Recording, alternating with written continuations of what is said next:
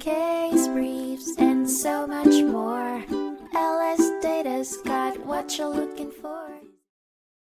In Sinclair Refining Company v. Shakespeare, a 1946 Colorado Supreme Court case, the court examined the issue of tenants who remain in a property after their lease has expired for more than a year.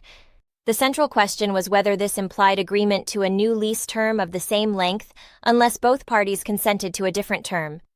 The dispute arose between a tenant who had initially leased a property for 10 years and later occupied it as a subtenant for 3 additional months without a clear list of equipment to be removed.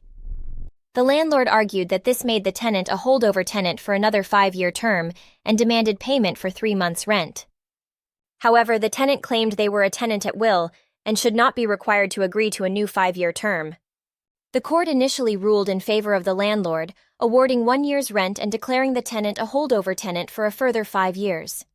However, upon appeal, the Colorado Supreme Court held that if a tenant stays in a property with the landlord's consent after the lease expiration, it results in a tenancy from year to year, as determined by law. Thus, the landlord's choice to hold the tenant as a continuing tenant created a new 1-year term, rather than a 5-year term. Consequently, the court upheld the trial court's judgment but modified the lease term to adhere to these findings. Case briefs, and so much more.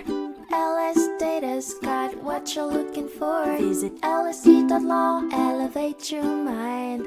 Leave the stress of class.